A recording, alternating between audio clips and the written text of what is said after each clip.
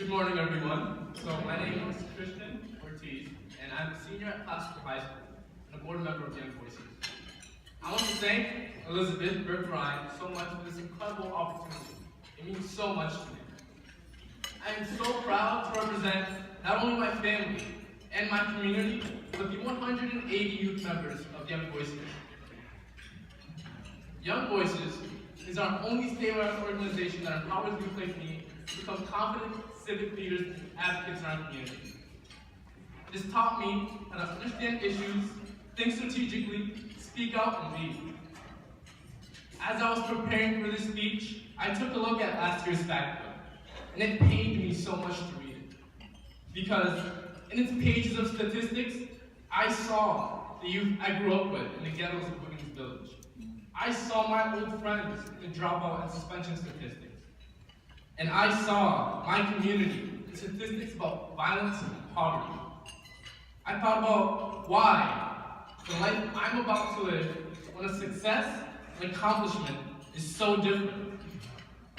I will be going to college to major in computer hardware development, and also plan to join the National Guard.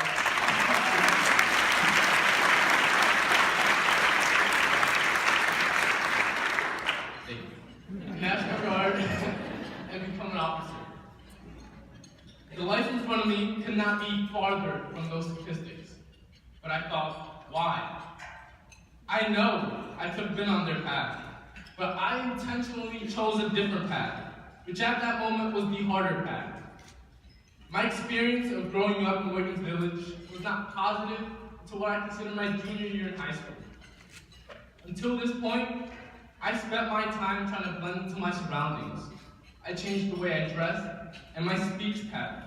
I watched close friends lose confidence in their ability to succeed in school and instead yield to a life of crime and violence.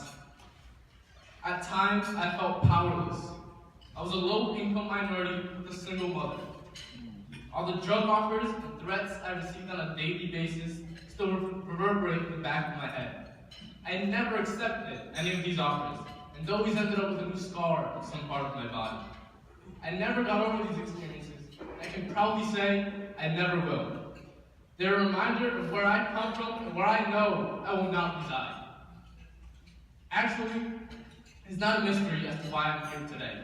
It's because I chose a different path. I had a mother who constantly pushed me.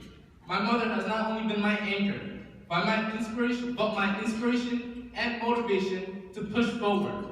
She seeded in me the discipline needed to succeed in my harsh environment, and for that, I'm forever grateful.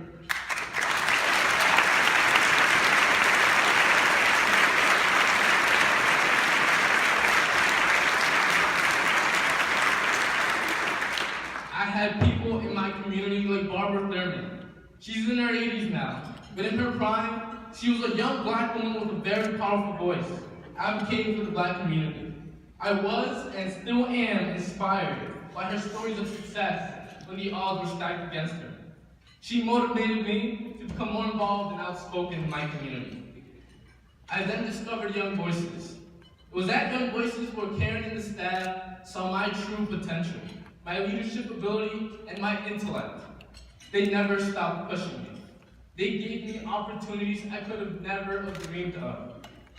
Testifying at the State House against the use of high-stakes testing. Meeting regularly with the Providence Superintendent to diminish the amount of high school suspensions citywide. Being MC of our big annual event. Being part of the Youth Advisory Committee for the RI Education Commission. Sitting on a statewide committee led by Kids Count to increase student-centered learning across RI. When I started Young Voices, I would have never been able to speak in front of you today, or meet with the Education Commissioner and debate him on issues, or lead presentations to corporate leaders across the state. It is because they took the time to train me, to groom me into a leader, and to push me to develop my capacities. There are far more youth like me who could be on the path less traveled. The real question is, how can we take these elements that made a difference in my life and take them to scale? What if more youth had people in their home and community that pushed them? What if our schools were places where youth have personalized learning, focused on their passions and school and career interests. And what if more youth had access to advanced leadership programs like Young Voices? What if they had a chance to learn from making systematic change in their communities? Young Voices has opened my eyes to the policy work behind creating a thriving community. It has showed me how to further build relationships with influential people and push policy changes at the city and state level. The major policymakers of our state are here in this room. And to a large extent, we know what policies need to be put in place.